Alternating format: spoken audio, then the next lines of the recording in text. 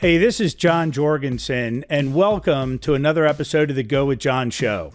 We launched the Go With John Show in November of 2020. The truth of the matter is we actually started planning this show back in 2013, and just the world has been so crazy and business has been so hectic, we never had time to really get it off the ground. And when COVID came along, it was the perfect opportunity for us to seize on the moment. It's now mid-2021, and we have about 30 episodes under our belt. We thought it would be fun to go back and highlight some of the funny moments from these first 30 episodes. I'm also going to provide a little bit of insight into each clip. So let's get started.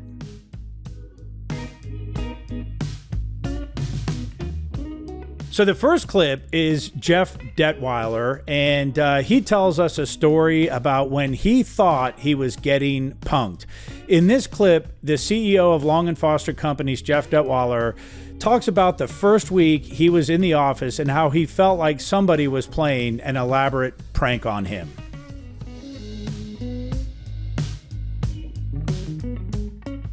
Can I tell you one story? A funny story. So when I first took the job, Wes was having a bout with headaches. He suffered from migraines, and particularly at the beginning when I got there. And I don't think I saw him for the first 60 days when I got to work, because he was just really under the weather and not feeling well. So he wasn't coming in. There was another guy that was here that was in late, left early. You know, that was just his traffic pattern. He'd been with Wes forever from the beginning, George Eastman. Yeah. And then the guy that was the president of Long & Foster Companies before I was there, Dave Stevens, had been nominated to president of Mortgage Bankers Association. FHA, yeah, right? At the okay, time. That's right. And so he was going through the confirmation style. So I think it had been like kind of 6 months since Dave was really here being serious. So the what comes to mind is the saying is when the cat's away, the mice will play. Right. So we had recently, about probably 2 years earlier, moved into the Long & Foster headquarters in Chantilly, which George you've Carter been at. Way. Yep. George Carter Way. Enormous building. Has an enormous parking garage connected to it, 1,300 parking spaces, because from what I understand is Long & Foster had to move 2 times prior into new buildings because ran out of parking spaces. And Wes said, I'm never going to run out of parking spaces again. So he got 1,300 parking spaces, and we were the only tenants in this 5-story building, something like 350,000 square feet. Enormous. You've seen it, but not everybody have seen it. But just an enormous, massive brick structure. For the folks that drive up and down 28, it's the huge building that looks like a giant house. It's a commercial big colonial building. looking exactly, building. Williamsburg Colonial. I think it has the record for the most bricks in the state of Virginia or something like that. It has to. It's insane. So I start work there, and on the interior of it, there is this area of how the building was designed, an executive area. And so it was really only Wes, myself, and this other gentleman, George Eastman, that had offices in that executive area, and it was kind of cordoned off to everything else. Well, Wes wasn't coming in. George was coming in kind of late. Yeah. And every morning I would drive in early, new job, right? I'd get there at like 7, drive in. There wasn't a single car in that 1,300 slot parking structure. Yeah. I would walk into the building and up from the 2nd floor to the 4th floor, wouldn't see a soul. And the same thing, I'd leave. I'd stay there till maybe 7:30 at night, just pouring through kind of reports and books and things like that. Same thing, wouldn't see a soul, wouldn't see a single car in it. So I'm getting towards the end of the week, started on Monday. It's now Thursday, and I haven't seen but 2 people in the building. There were 2 people that would come down and just bring information to me and pile it. Yeah. No, I don't think there was any food. I don't think I was eating anything. And they would just pile stuff on my desk. And I called my wife on Thursday afternoon, and I said, you're going to think I'm crazy, Mary. Do you remember, John, the show Punk'd, Ashton Kutcher? Yeah. You know, where they play these like elaborate tricks? Yeah. I said to my wife, I think I'm on Punk'd. I think they rented out this big empty office building, and there's nobody here.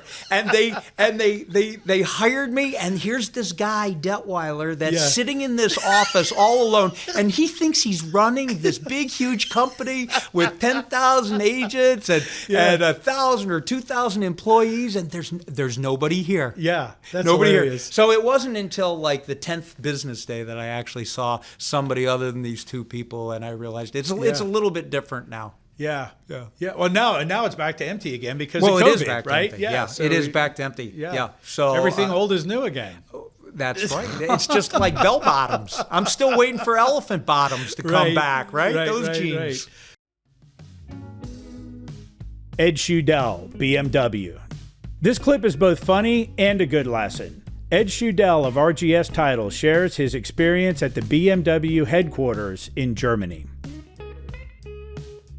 BMW was launching the new M3 at the time. This is 10 years ago, and I really wanted to go drive it, and it was an event.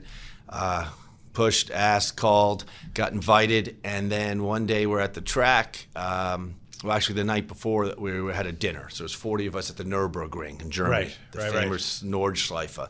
And everyone's going around the table, and they're asking them their favorite car. Yeah. What's your favorite car? So, guys talking this M5, next guy's 911 Turbo, Ferrari. Yeah. There's a lot of wealthy guys. They get to me, and I said, my XB. And the table of 40 people just got quiet. And they all look, and they go, XB? I said, yeah, my Scion XB. RGS Title had little box mobiles. Yeah. I said, why would you pick that car? I said, I can fit in it. I can park it anywhere in D.C. Yeah. It gets great gas mileage. And you know what? My skills are better than the car. But on the high-end cars, I seriously doubt anyone here can exceed the performance of the car. Next day, we're at the Nordschleife. We're walking by the BMW testing building. And I come around the corner, and there's all these TV or movie cameras and productions and booms and lights. I thought, wow, they're filming a commercial. And Martin Berkman with BMW M Products, he goes, Edward, come here. I'm like, what? He's like, everyone else go in. Now, my name is German-Swiss. We say Schudel, but it should be Schudel. So he's like, Schudel, come here. And he said, this is Miss So-and-so. This is her production team. I said, okay. And he goes, we want you in a commercial. I said, why me? He goes, you're honest. Yeah. I said, yeah, how so? He goes, because no one admits to liking a Scion XB. And then I did videos, and they used my voice for the launch of the car. That's great. And it was a lot of fun. I think, and there's a really important lesson in there. If you just be yourself and be honest with folks, sometimes good things will happen. Yeah, I agree. Everyone has a story, and you got to let them know your story so they know who you are, and you got to learn their story. Right. So if you had just said something like everybody else said, you would have just been part of the crowd. I would have been another guy there. Right. But they really liked it. Yeah. So it was fun. That's good. Very, very good. A lot of folks think that building a custom home is a complicated and arduous process. It doesn't have to be. At Stanley Martin Custom Homes, we have the process down to a science. We will bring you through the buying, design, and building phase one step at a time. Head on over to WeBuildOnYourLot.com and check us out. Reach out to us if you want to get started on the path to your very own Stanley Martin Custom Home. Boomer Foster talking about football. In this hilarious clip, Boomer Foster, president of Long & Foster Real Estate, shares one of his college football experiences and how the opposing team did everything they could to intimidate them before the game.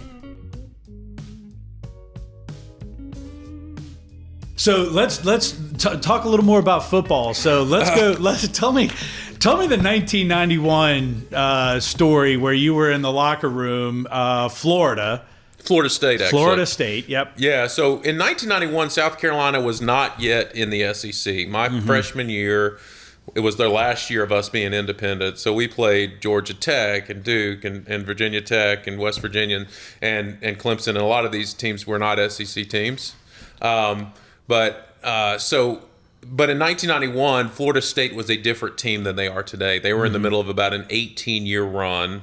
of finishing in the top 5 in the country. So these guys were absolutely no joke. They were full-grown men, right? Who, and I'm 18 years old. Right. They're full-grown men who, the vast majority of whom in the two deep for Florida State were about to go play and get paid for playing on Sundays. Right. So we went down to Florida State. You know, and we didn't have a lot of expectations. I think it was probably the second or third game of our year. And Doak Campbell Stadium was not what it is today. Today it holds 85,000. Back then it was a bunch of bleachers. It was 50-something thousand people.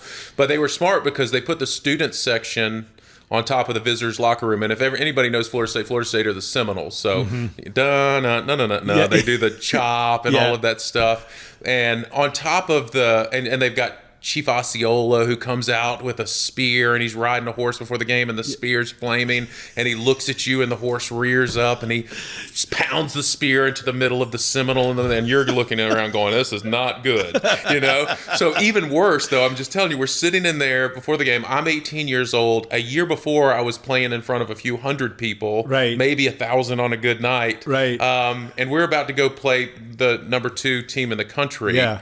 And the student section, like I said, was on top of the visitors' locker room, and there's it's essentially a bunch of bleachers, and with their feet before the game, they start doing the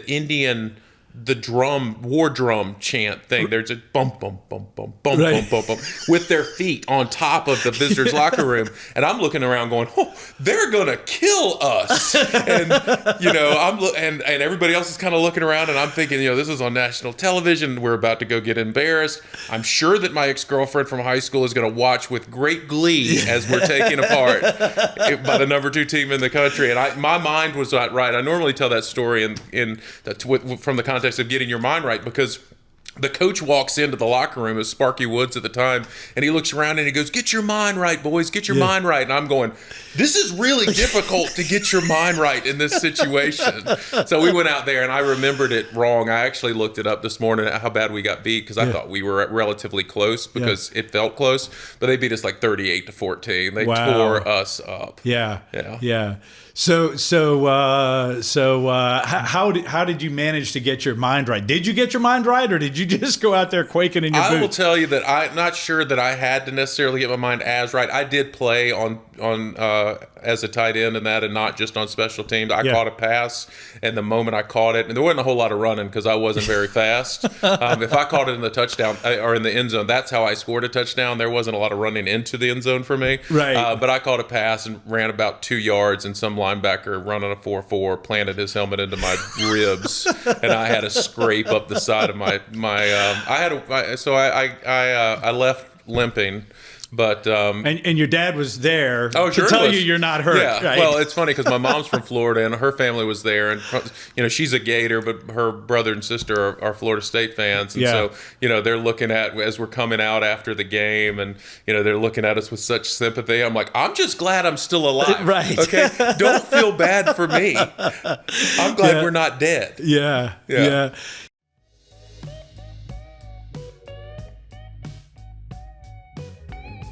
Tom Mitchell talking about apples. Yes, apples. In this clip, a longtime friend of mine and business owner Tom Mitchell talks about his time selling apples and how his stock was depleted in a matter of hours. I had a warehouse with probably, 15,000 pounds of apples. They were going bad. Mm-hmm. It was into June, I think, and this is my third load or something like that, but it was time to exit stage right at that point. It was pretty obvious to me that I wasn't enjoying myself and I wasn't making money. So, but luckily I had total flexibility on lease and turn. It was all flexible. So the Grateful Dead was in town, and I leave for like an hour. And because you know what's amazing? I had all these apples, and I started calling all these nonprofit groups. Mm-hmm. Come and get it. And none of these nonprofits even had ways to get the apples. Mm-hmm. Mm-hmm. And so I did have a reefer truck, which was definitely came in handy. But we had no way at that point, because I'd liquidated, I'd sold the reefer truck and I was exiting. I had no way to get them the apples, but the Grateful Dead was in town. And the manager I had working with me put the word out.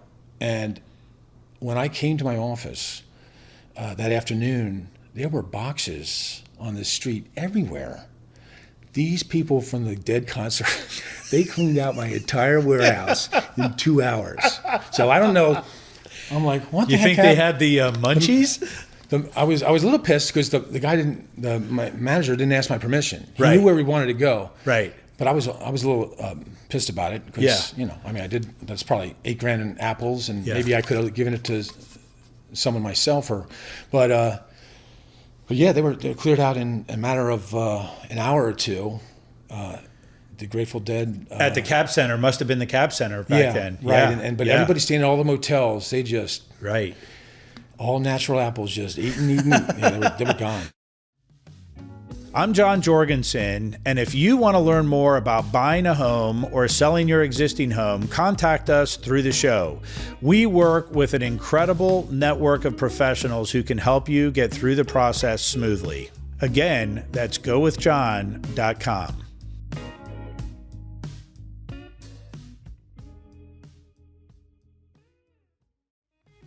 Mike Thornburg. Space patches. This is one of my favorites, I gotta tell you. In this next clip, another longtime friend of mine, Michael Thornburg, shares a story about how he went above and beyond at a mailing facility to make sure his client got their patches on time. This clip also provides some behind-the-scenes insight to the kinds of things business owners have to sometimes do in order to keep their clients happy. So now we're 3 a.m. Monday morning. We're 3 a.m. Monday morning. I go to the Valero gas station. I'm walking around like a father waiting for a baby to be born. To go over to the UPS facility to find this box with these patches, because I know it had been tracked there last, scanned, and I knew it was there. And I was fearful that the trucks, whatever, that leave the UPS facility would go out and I'd lose it. But hold on. So you're at the Valero gas station. Yeah. And who do you run into? So there's a few officers there, just kind of police officers shooting the breeze. And you knew you were potentially getting ready to commit a crime. Yeah, I mentioned the gentleman's name who was flying into space. I told him his life story. I was like, he's got 500 patches over there, 1 mile away at that distribution facility. Right. And you told him, I'm going to get him and you may be getting a call. You told the cops. I told the police officers there, I was like, look, I'm going over there.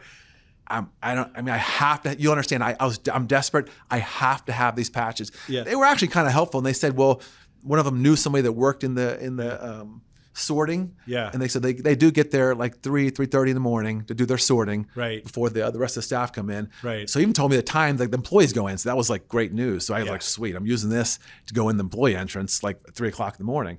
So I said, well, if you get a call or something, you know it's about, I have to have these patches. Once I have the patches, I don't care what happens to me. I just got to have these patches. Like, please, just. And so, they were just kind of tongue in cheek. So I had a rental car. I headed over to the UPS facility. It was like 3:30, 4 in the morning. I went in the employee entrance. They kind of see me in there. I don't have a badge or anything. And the manager. What would you do with your car? You had a rental car. So I took the rental car. Actually, I was fearful that these trucks were going to leave and they might have my patches. And this, because the customer was sending like a person with a Moscow passport. They were flying down to meet me, assuming I'm going to track down these patches.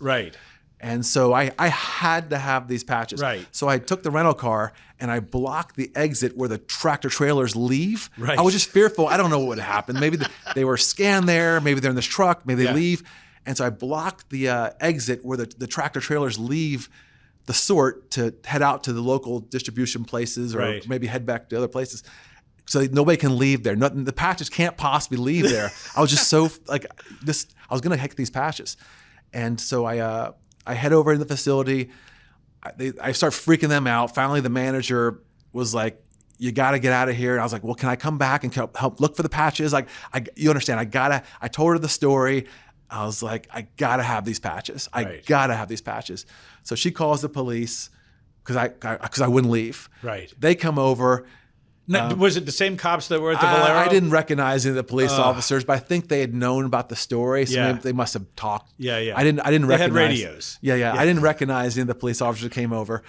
But they actually took me and said, "Sir, you're going to have to They must have known the manager because sir, you're going to have to leave this facility. They escorted me out, move your rental car, and and they didn't arrest me, but they escorted me, like with me, got me out of the facility, right? Made me move my car and exit the premises.